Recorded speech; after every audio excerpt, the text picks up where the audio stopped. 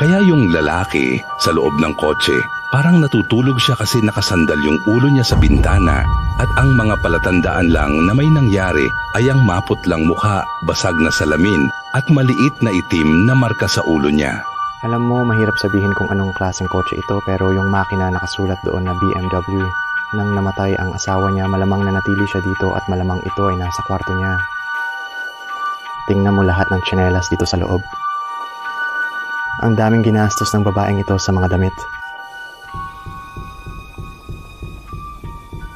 Siya lang ang kumakatok. Grabe naman yun. Oo, parang dun sa kwarto na may pader.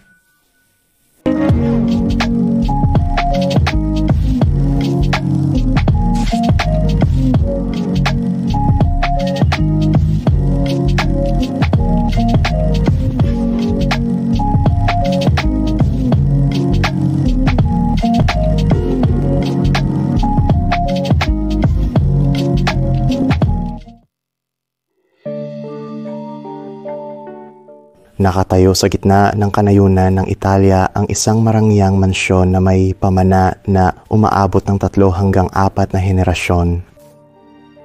Ang pamilyang ito, dating tagapangalaga ng malawak na lupang sakahan, ay nakaranas ng trahedya nang mapatay ang kanilang ama noong 1981 na naging dahilan ng sugat sa pagkatao ng kanilang anak na lalaki at babae. Ng kilalang halimaw ng Florencia, isang notorious na serial killer. Pinanatili ng ina ang kwarto ng yumaong asawa ng buo at hindi ginalaw bilang pag-alaala sa kanya. Ang pagkamatay niya noong 16 ng Enero, 1983 sa katandaan ay nag-udyok sa anak na gawing dambana ang kanyang kwarto. Noong 1972 ang pamilya na binubuo lamang ng mag-asawa at kanilang mga anak ay biglang naglaho. Iniwan ang lahat ng kanilang mga ari-arian. Ang karagdagang investigasyon tungkol sa biglaan nilang pagkawala ay nagbunyag ng malapit na ugnayan ng pamilya sa mafia. Maraming bulong-bulungan na maaaring nakalibing ang mga labi sa loob ng lupain habang sinasabi ng mga taga roon na tumakas ang anak na lalaki at babae upang magsimula ng bagong buhay. Ngayon, ang mansyon ay nakatayo ng malungkot. Ang katahimikan nito ay umaalingaw-ngaw ng mga kwento ng kababalaghan at ang mga alaala ng malaking pamilya ay nagkalat na lamang sa bawat silid.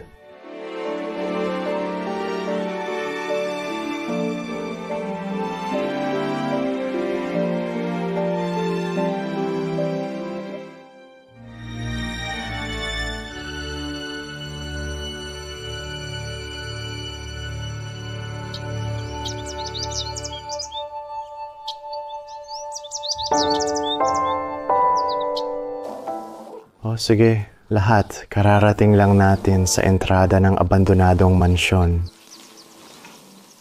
Nasa loob na ang mga kaibigan ko, kaya baka marinig ninyo sila. Pero ito ang pangunahing pinto sa tingin ko dahil nakaharap ito diretso sa hagdan dito. O, tingnan mo itong bulwagan. Gusto ko ang matataas na kisame dito, ma'am. Tingnan mo yon. Ang ganda ng design. Makikita mo agad na ang dating nakatira dito ay mayaman. Ito rin ang hagdanan. Makikita mong gawa ito sa marmol. Ang galing. Paborito ko ang pulang carpet paakyat.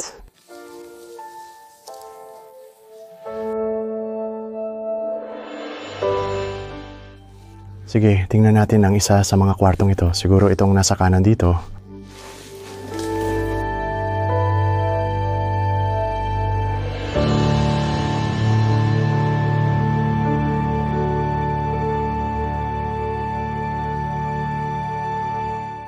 Siguro ito ang sala dati.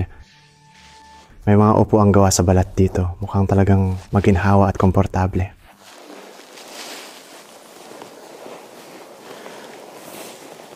Sa totoo lang, hindi. Tinitingnan mo ng mabuti, mukhang mas ito ang kusina. Parang hybrid ito. Halos siya ng sala at kusina. Nandito ang oven at kalan. Tingnan mo yung malaking kaldero. May sabaw ba sa loob? Wala, talagang walang laman. At dito naman ay isang napakalaking pugon.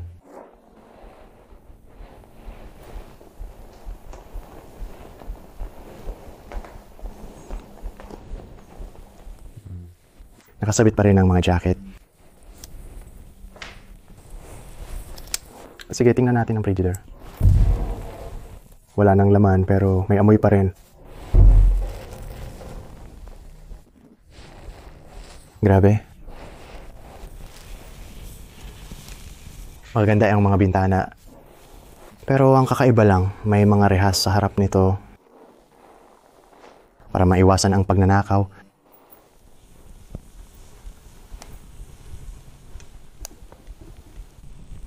May mga itim at puting larawan tayo.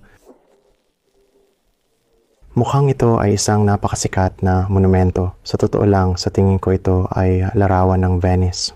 Maaring mali ako, pero siguradong mukhang isa ito sa mga kilalang arkitektura doon. Kaya siguro nagbakasyon sila roon.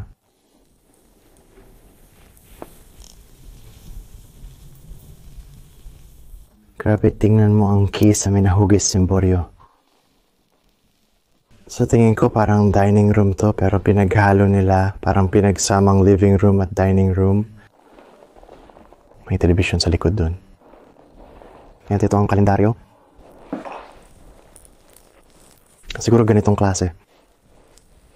Kumpirmahin kung kailan iniwan ang lugar na ito. Hindi ko pa nakikita ang taon hanggang ngayon.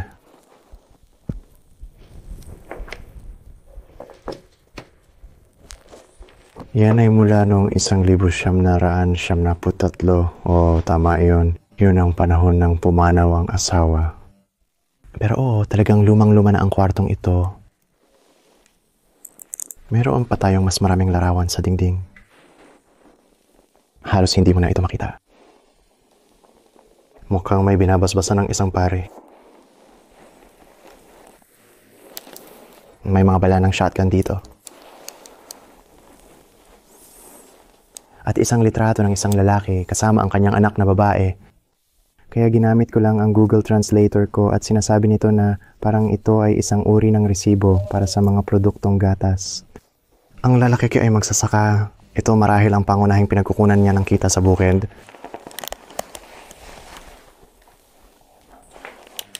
Marami dito sa loob, maraming mga litrato na may kulay. Malamang lahat ng yon ay moderno.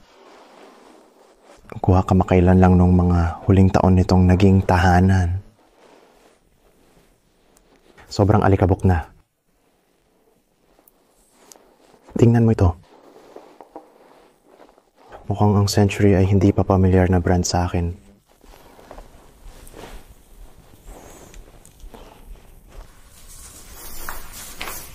Sobrang amag na.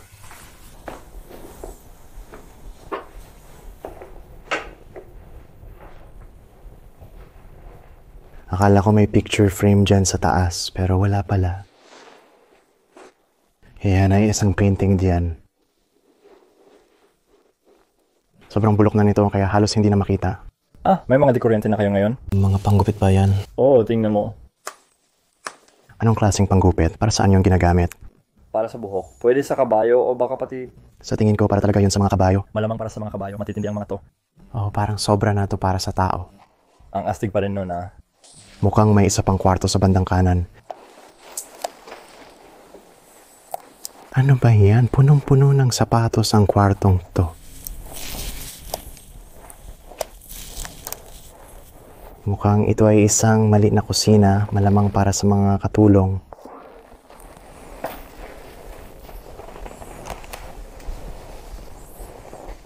Wow, mukhang ito ay dating bodega ng mga gamit. Ang daming kagamitan sa bukid dito. Sige, mukhang may wine cellar din dito. Nagsisimula ko nang makita ang mga bote.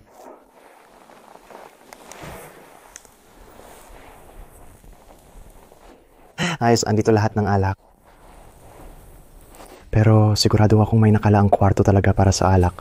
Kailangan laging meron yan sa bahay mo dito sa Europa.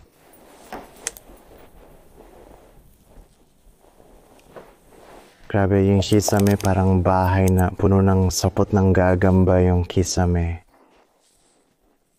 Malamang ginagamit yung mga pako para magsampay ng mga damit, pero hindi ako sigurado sa iba pang gamit nito.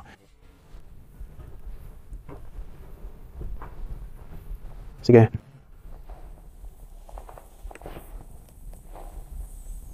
Mukhang papunta pa ito sa mas malalim na bahagi. Diyos ko, ang daming langaw. Ay, parang pugad dito. Lumayo ka. Tara, nakyat tayo dito. Kaya wala silang imbakan ng alak. Mayroon silang atik ng alak. Napansin kong may mga hindi pa nabubukas na gamit. Sa tingin ko, nakakabit ito sa kamalig.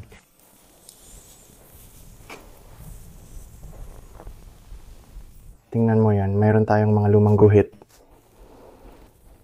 Ikinuhit sa mga pader. Malamang may mga batang nakatira rito. Oh, yun lang naman. Isang maliit lang na atik. Bumaba na tayo ulit. Pupunta naman tayo sa kabila ngayon.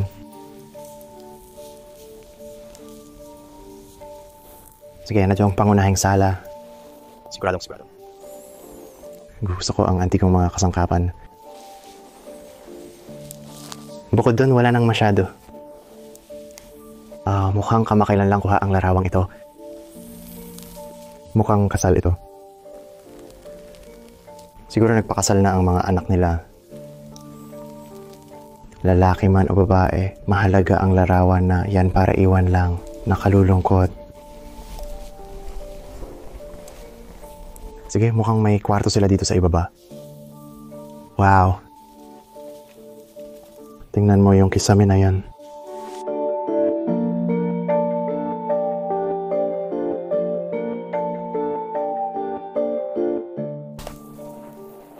Isipin mo matutulog ka tapos ito ang makikita mo buong gabi. Kakagising lang natin dito. Ang ganda talaga. Napakagandang likhang sining yan. Malamang ito ang master bedroom kung saan natutulog ang mga magulang. Mukhang pugad na ito ng daga or ng mouse ngayon. Dati itong lalagyan ng mga baso ng alak. Talagang kamangha-mangha ito. Gusto ko talaga ang kwartong ito at ito ay sa simula pa lang ng video.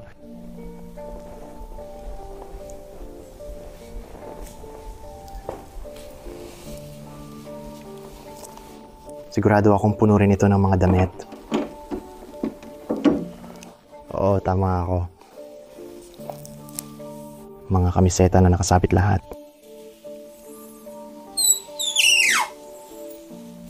Grabe, matagal nang inabandona ang lugar na to pero napakalinis pa rin.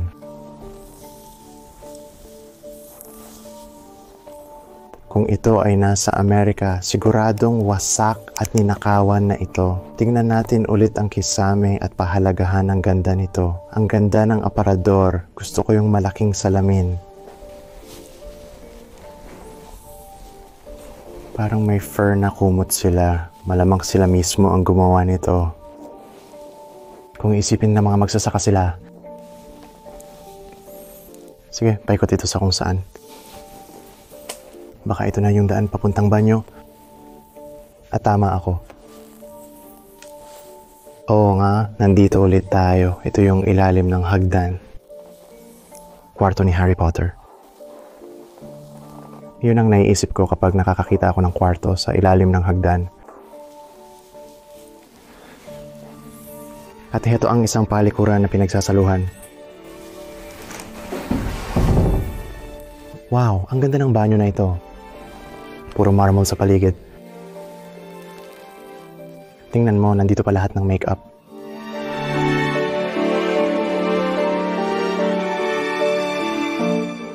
Ito na ang huling kwarto. Ang laki nito. Anong kwarto kaya ito? Nakita na natin ang kwarto, sala at kusina. Ano pa kaya ang nasa ibaba sa ground floor? Mukhang isa pang kusina ito. Ang hapagkainan. Grabe, pero makikita mo talaga ang kisame dito. Ay talagang kamangha-mangha. Malamang ito na ang pinakamagandang kisame sa palapag na ito. Grabe, nakakainis lang na sobrang bulok na nito. Halos hindi mo na makita kung ano sana ito dati.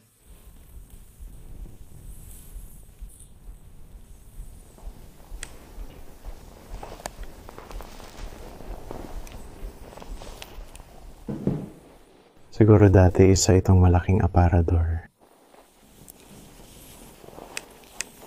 Heto ang fireplace. Okay, nandito na tayo. Gustong gusto ko talaga yung bintana dyan at kung gaano na ito kasiksik ng mga halaman. Sige, tingnan mo itong litrato na naka-frame sa pader dito. Baka ito ang dating may-ari ng lugar na nakatira rito noon. Kaya ito ang ikalawang palapag. Mukhang meron tayong 1, 2, 3, 4 na mga kwarto. At ang ilan sa kanila ay mukhang magkakadikit. Sige, siguro sa kaliwang bahagi muna tayo pupunta. Wow, hindi ko inaasahan ito. Maganda ang itsura ng kwarto para sa isang lumang lugar. Mukhang parang time capsule at astig na kwarto para sa mga litrato.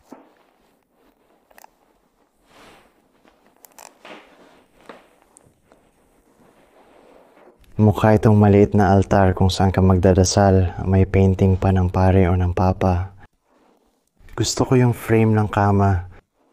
Habang nag-iikot ako sa Europa, laging mukhang malinis ang kama.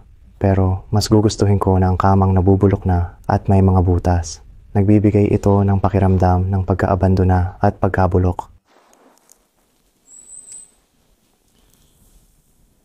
At tingnan mo itong aparador dito. Gusto ko yung mga pintuan na may salamin.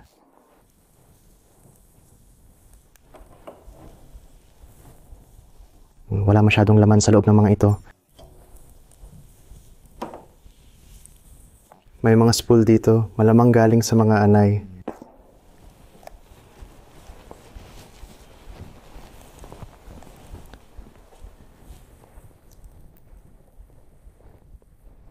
Mukhang sosyal ang babaeng yon. Baka siya ang naging asawa nung bata pa siya. Meron pang ibang mga litrato. Malamang siya ang may-ari nung binata pa siya. Mukhang nasa 20 taong gulang siya dito. Tingnan mo yan. Meron pa tayong mga lumang diaryo. Parang galing sa Fallout ang itsura ng larawan. At gusto ko talaga itong palamuti dito.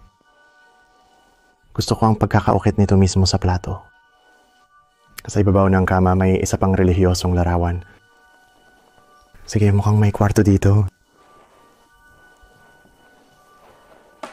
Sige, nakakabit pala ito sa isa pang kwarto. Pwede rin itong naging kwarto dati. Tingnan mo lahat ng unan at kumot sa sahig. Malamang may hayop na natulog dito. Mukha itong pugad. Uy, tingnan mo, peluka yan. Naka-braid pa lahat. Mukhang may isa pa tayong frame ng larawan dito sa taas. Mukhang katutubong Amerikano yung lalaki, pero tingnan mo yung suot niya. O baka babae yan. Sa tingin ko babae ito, pero parang mukhang lalaki rin.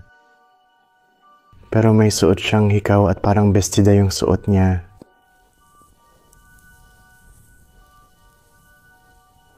Gusto ko yung itsura ng lumang estilo ng maleta. Mukhang makakakita tayo ng magagandang tanawin. Kakahanap ko lang ng ilang mga sulat. Malamang lahat ito ay nasa Italyano. Hindi ko kayang isalin ito para sa inyo mga kaibigan. Kung alam ninyo, i-pause lang yung screen. Maaari kayong mag-iwan ng komento ng pagsasalin kung nais ninyo. Siya nga pala, paikot ang mga kwarto dito. Kaya dadaan tayo rito.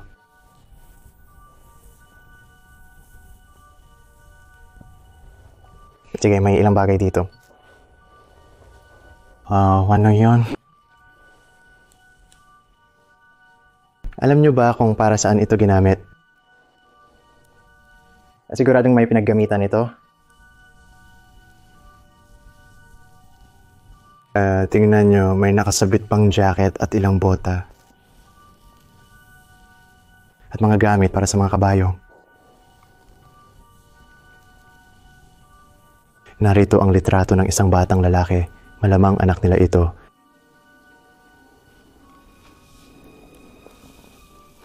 Gayunpaman, isa na namang napakasimpleng kwarto ito na maganda para sa litrato.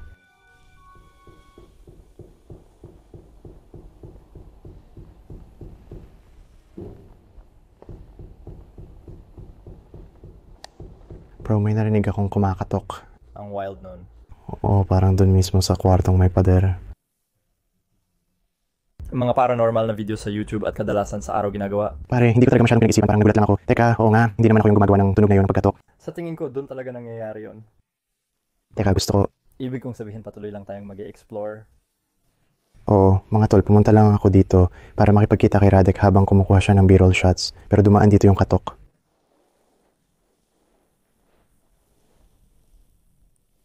Nagtataka ako kung pwede ulit mangyari yon pero baka na-record ko yung tunog. Medyo kakaiba kasi parang may bitak yung pader. Halos parang may daanan sa likod ng pader na to.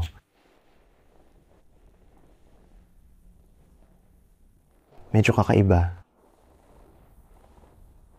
Sige ako. Naririnig ko ulit. May naririnig ako dito mismo. Sige.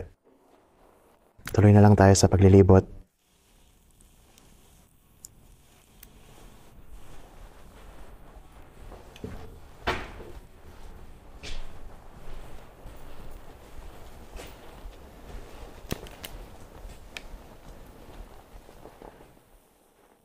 Oh, ang ganda at komportableng kwarto ito. Mas maliit ito kumpara sa iba. Kama na pang isahan.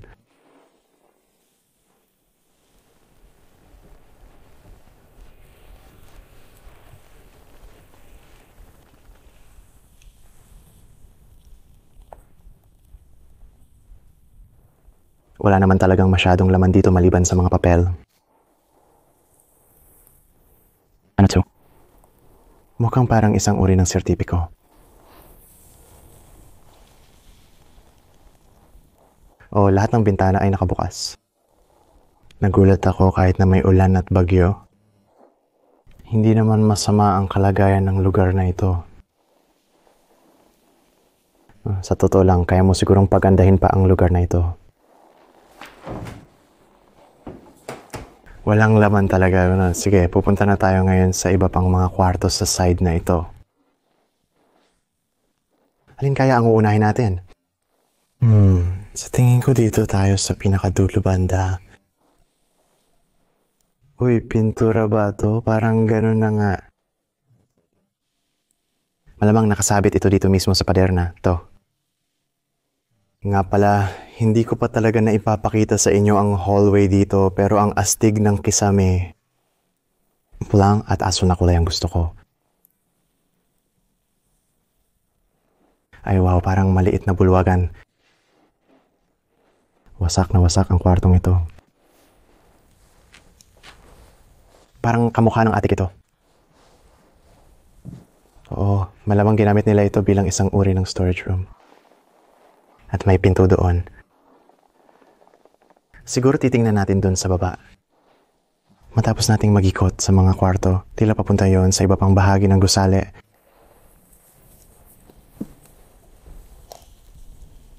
Oh, may banyo ka rin dito sa hallway. Wala ka talagang ganong privacy.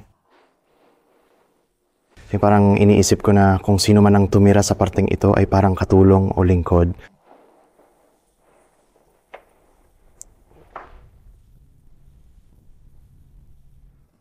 Oo, nadaanan ko ito pero nandito ang mga jacket na nakasabit. Mukhang malinis sila, hindi ako magsisinungaling.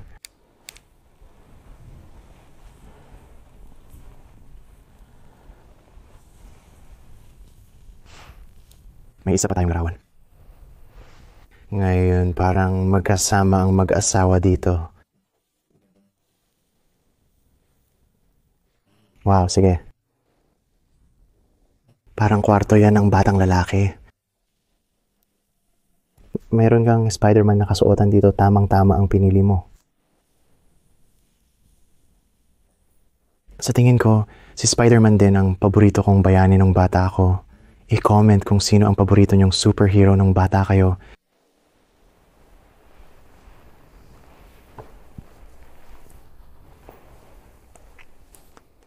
Sobrang gusto ko ang stroller na to. Bagay na bagay ito sa wallpaper. Nakakatawa, yung nasa taas parang yung nakikita mo sa lampshade.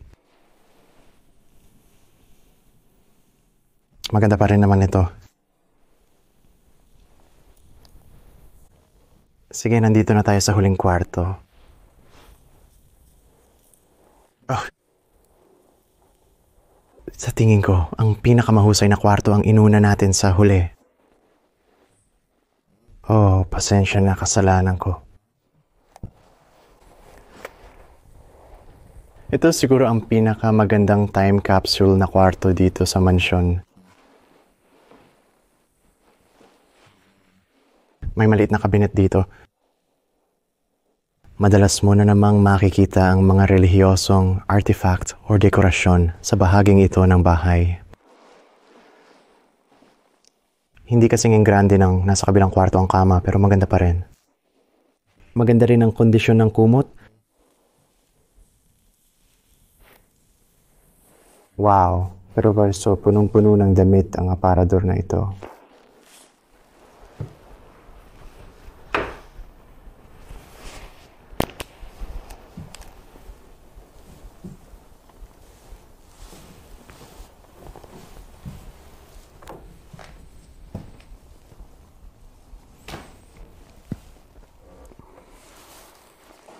Hulakot ang master bedroom para sa mag-asawa. Gusto ko kung paano naiwan lahat dito sa kwartong ito, parang tumigil ang oras. Tingnan mo ito, nakasulat dito na diploma. At meron tayong malaking larawan ng asawa sa isang frame.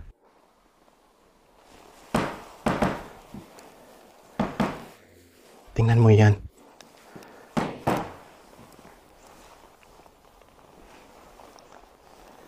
Ang creepy ng manika.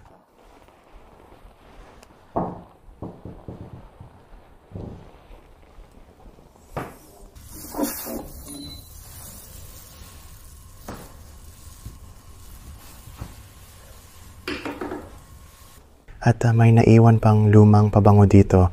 Maganda itong gawing larawan. Tingnan mo ito, ang duyan na ito ay mukhang komportable. Mas maganda ito kaysa sa dilaw na nakita natin sa kabilang kwarto.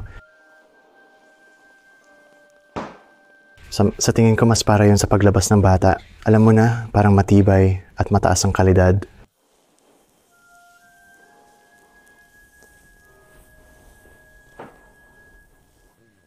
Uy, tingnan mo yun. Parang lumang orasan. Parang portable na relo na madaling dalhin kahit saan. Ayos siya.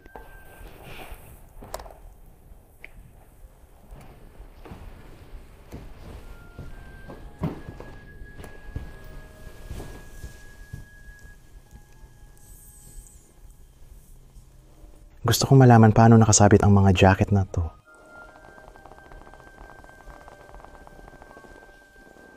O mayroon na di kong silang mga lumang sabitan. Batid kong maraming Amerikano ang di sanay makakita nito. Maganda yung painting na yan.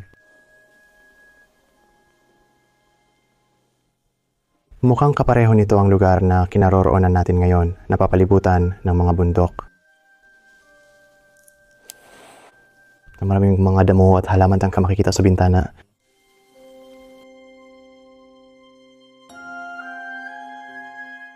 Kung ganun, narinig mo ba ang pagkatok?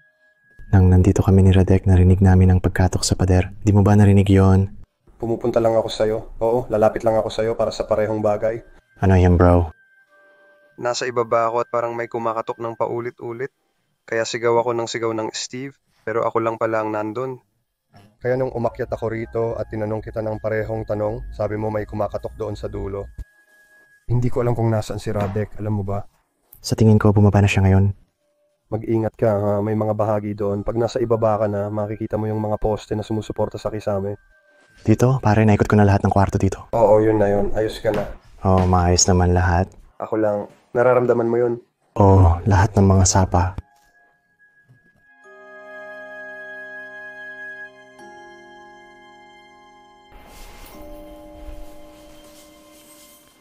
Sige, sana nag-e-enjoy kayo sa video hanggang ngayon. Talagang hindi inaasahan ang pag-explore namin sa lugar na ito. Habang nagmamaneho lang kami sa kalsada, napansin lang namin ito at gustong-gusto ko kung gaano na ito kaluma at inabandona. Gusto ko rin na may mga naiwan pang bakas ng nakaraan dito. may isa pa tayong kwarto na pupuntahan. Magugulat ka sa kwarto na ito. Lalo na kung nagustuhan mo ang video hanggang ngayon. I-like ang video at sabihin sa comments ang paborito mong kwarto. Tingnan natin kung maikumpara mo ito sa huling kwarto. Hanapin pa natin ang garahe, pero gustong gusto ko ang mga inukit na haligi dito. Sa pader, napakaganda talaga nito.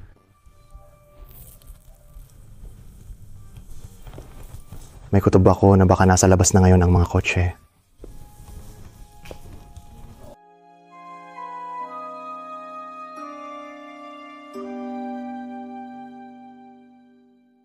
Napansin ko lang na ang bintanang ito ay patungo sa isa pang gusali na hindi pa natin napupuntahan. Kaya tingnan natin sa loob.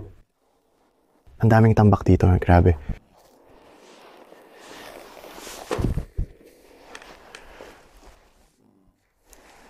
Siguradong kwarto ito ng babae. Gustong gusto ko talaga yung larawan ng dalampasigan sa pader. Oo. Sa tingin ko, itong mga damit na to mukhang pang babae. Narito rin ang ilang larawan, baka siya ito. Meron siyang cute na aso, yung frame ng kama. Maganda talaga ang radyo na yan. Astigang setup na to.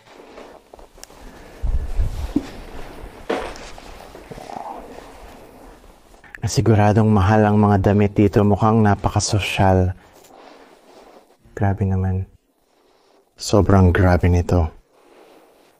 Tingnan mo lahat ng tsinelas dito. Ang daming ginastos ng babaeng ito sa mga damit.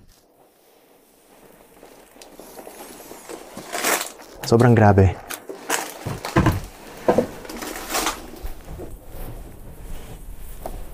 Ay, grabe at may banyo pa doon. Nakatapak ako sa sobrang daming damit ngayon. Hindi ka panipaniwala kung gaano karaming naipon dito sa parting ito ng gusali.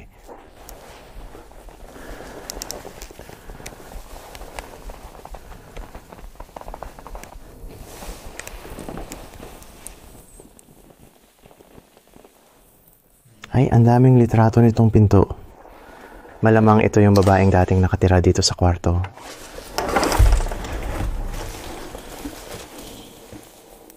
Iniisip ko kung nasaan na siya at bakit nila iniwan ang dami nilang gamit. Mukhang kuha pa nung dekada 90 ang mga litrato.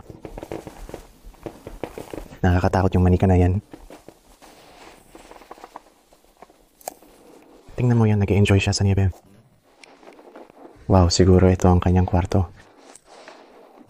Sa tingin ko, nagdiwang siya ng Halloween kung saan. Ay, gusto ko yung maskara. Ang taas ng kwartong ito. Mga 30 talampakan siguro ito. Talagang nakakahiya na makita ang lahat ng mga damit na ito na nakakalat lang dito. Pwede sanang na-donate ang mga ito. Ang labo talaga. Tuloy lang tayo sa paglalakad pababa. Grabe, hindi ko inasahan na ganito kalaki ang explorer na to. Meron pa tayong litrato ng kasal ng parehong babae.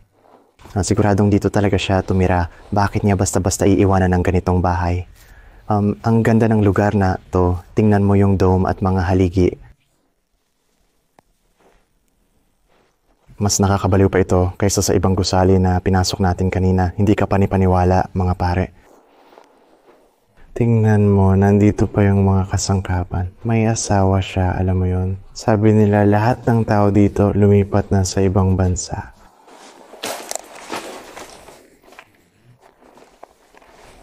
Parang maliit na opisina ito. Siguro dito sila gumagawa ng mga papeles para sa bukid na pinagtatrabahuhan nila.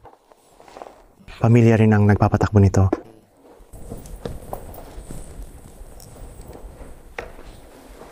Maraming litrato dito na nagbibigay sa atin ng magandang sulyap sa nakaraan.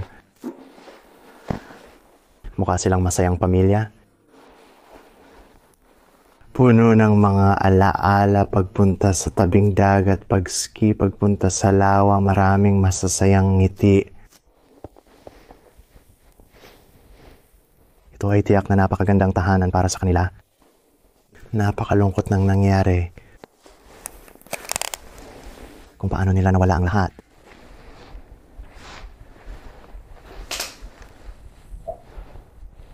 Sabi sa kalendaryo, 2011 doon. Tama nga iyon. Iyon ang panahon na umalis ang mga bata. Nang pumanaw ang parehong magulang, may isa pang kwarto na puno ng kalat.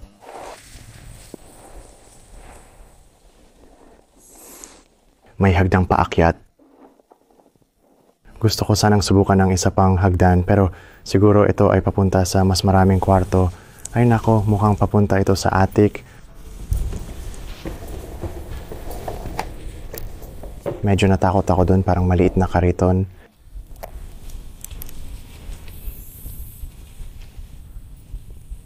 Grabe, talagang bumabagsak na ang bubong. Wala namang kahit ano dito, kaya bumalik na tayo sa eskinita. Banyo lang ito. Tingnan mo lahat ng sapot ng gagamba. Oh, may kubeta sa kanto. At may nakatayong shower. Sige, oras na para hanapin ang mga sasakyan. Sige, kaya ko to, Dave. Hinahanap din nila ito. Sa ngayon, wala pang palatandaan nito. Pakiramdam ko nasa isang uri sila ng garahe.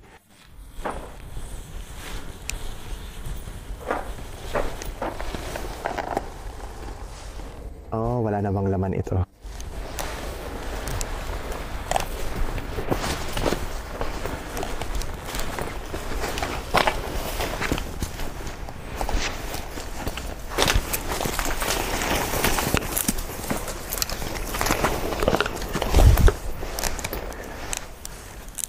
Nakakabaliw kung paano unti-unting sinakop ng kalikasan ng lugar na ito.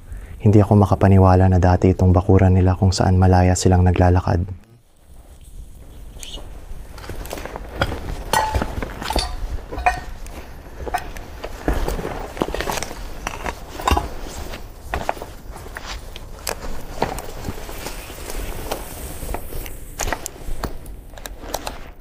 Grabe, parang guho na talaga ito.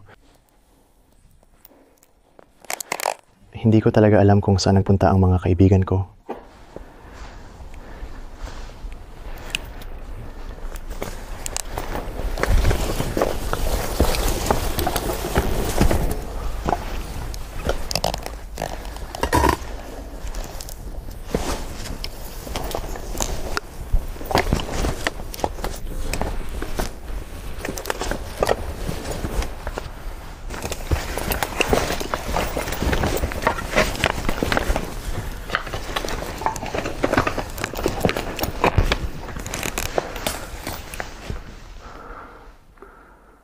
Siguradong hindi sila dito nagpunta. Di pare, nahanap na natin ang mga sasakyan. Saludo kay Radek sa paghahanap nito. Sino ang unang nakakita? Ikaw o si Dave? Radek, ayos. Halika, tingnan mo ron sa kanto. Makikita mo sila sa tabi ng garahe. Talaga? Pakiramdam ko parang nagbibiro lang kayo. Lolokohin niyo ako, di ba? Siguradong lolokohin niyo ako.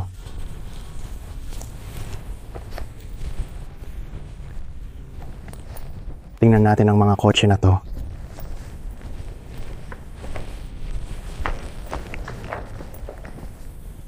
Ibig kong sabihin, mukha naman talagang garahe ito. Ay, hindi sila nagbibiro.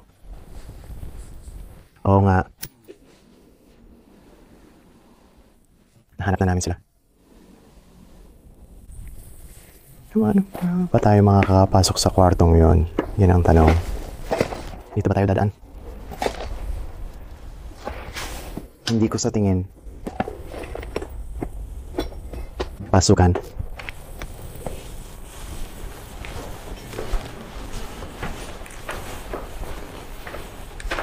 Pero sa tingin ko, hindi ito sapat na matibay para makita o mukhang pwede itong mabasag.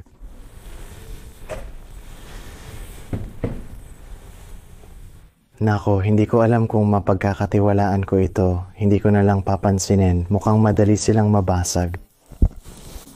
Kita mo ito dito? Oh, kinabit nila ito gamit ang welding. Kinabit nila ito gamit ang welding kaya hindi na talaga mabubuksan. Pagkatapos ang virus ng kotseng ito ay diretsyong inararo ito sa pader sa kanto at itudo ang pagbangga. Tama ka. Hindi ko napansin. Sa totoo lang si Dave ang nakapansin nun. Kaya umakyat pa dito si Dave? Dumaan ako rito, ganun din si Dave. At sabi niya na ang sasakyan dito ay lumang BMW. Hindi nga. Sobrang bihira. May isang Fiat 500 naman. Sige. Kung napanood mo na si Logan, naalala mo? Dito, hawakan mo ito. Sige. Aakyat ako dito. Sige, tuloy mo lang, pare.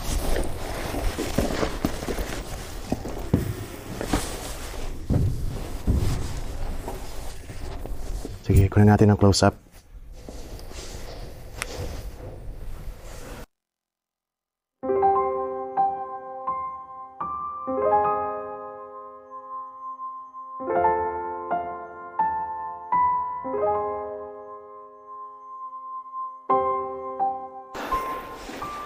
Kaya ito ay isang lumang Fiat. Ayun kay Dave, medyo bihira raw ang BMW na ito. Tama ba, Radek? Sabi niya, pareho daw sila ng kotse na sobrang bihira at mahal. Talaga, magkano sa tingin mo? Ngayon, sa ganitong kondisyon, hindi masyado. O siguro hindi. Pero sa tingin ko, aabot sila ng higit sa 30,000 at madali mo namang parang hindi i-recharge pero pwede mo silang ayusin at gawing parang bago ulit. Sabihin niyo sa akin sa comments kung ano sa tingin niyo ang halaga ng mga sasakyan na ito at kung kaya niyong ayusin. Sa tingin niyo ba pwede pa itong ma-repair? Ibig kong sabihin, mukhang pumutok lang ang mga gulong, wala yung mga ilaw sa likod, pero madali lang naman palitan yung mga yon. Tingnan niyo ang loob, wow, ang ganda talaga. Inilipat ng may-ari ng kotse ang sasakyan sa harap ng pinto para walang makapasok. Hindi lang nila ginawa yon, grabe sila. Ay, paumanhin. Sa tingin ko itinulak lang nila, hindi minaneho. Sobrang linis sa loob. Nandun pa rin lahat ng mga makata, hindi pa sila nanakaw o tinanggal.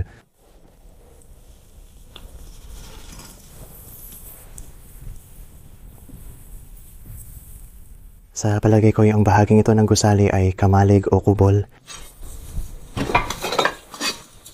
Diyos ko, ipinadyak niya sa pader. Oo, imposibleng ma-push mo ng ganun kalakas ang kotse kasi yung mga bumper... Tama ka, kaya hindi mo ito itinulak, minaneho mo talaga ito. Malamang nagmamadali sila kaya... Siguradong matagal na itong nangyari kasi sigurado akong hindi mo na kayang imaneho ito ngayon o kahit 10 taon na ang nakalipas. Grabe yon, pero medyo kakaiba rin ang kwartong ito. Dahil sa lahat ng mga graffiti sa mga pader at mga mata, medyo nakakatakot talaga kung tutuusin. Tingnan natin kung nandyan pa ang makina. Nandito pa ang makina. Mahirap tukuyin ang klaseng kotse pero sinasabi ng makina na BMW yan. Tingnan mo ang Fiat, may sunroof pa. Isa na kailangan mong buksan ng mano-mano. Medyo nakakatakot ang pader. Sigurado akong may graffiti artist na pumasok dito at ginawa yan. Ngayon may isa pang kwarto na nakakagulat. Hindi ko alam ang kwento kung paano nangyari yun kay Lola. Ano ang nangyari kay Lola? Isinara na namin yon matapos mamatay ang nanay niya noong 1983 na taon na ang nakalipas. Hindi maaari. Paano mo nalaman? May nakita ka bang papel? May mga bulaklak sa tabi ng kama sa itaas kung nasaan ang asawa niya. Kaya siguro pagkamatay nito, sa ibaba na lang siya nanatili. Grabe. May isang kwarto dito sa bandang ito na ikinuwento sa akin ng mga kaibigan ko at tinawag nilang kwarto ni Lola. Moses, may sense ito kasi yun ang namatay ang asawa niya. Dito siya malamang nanatili.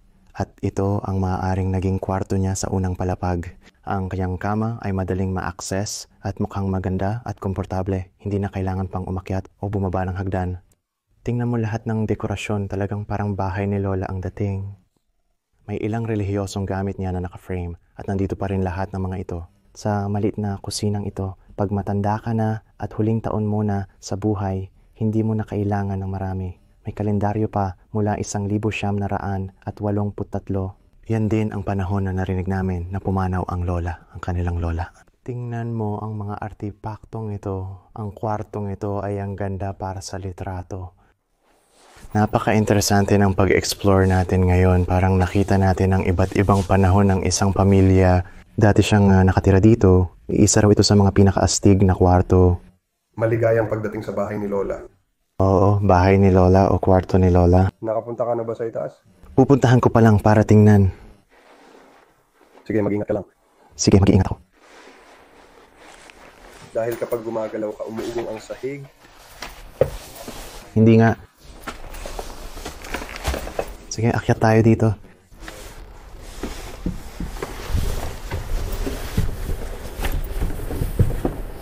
Grabe, may isa pang kwarto.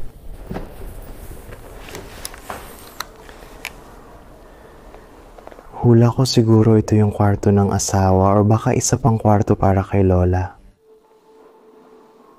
Malamang nasa parehong palapag pa rin siya. At may litrato ng asawa.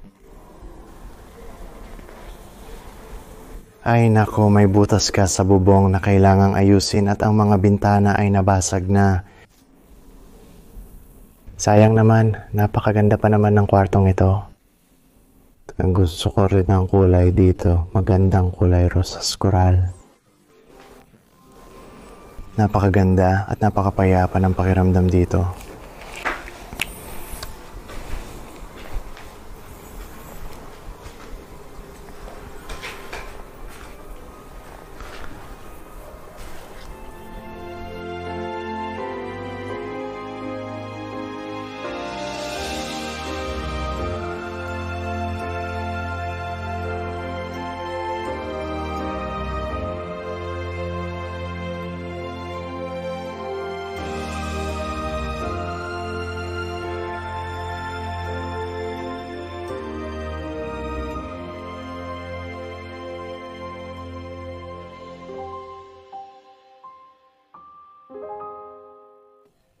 Kakabalik lang namin sa sasakyan. Sana nag-enjoy kayo sa video.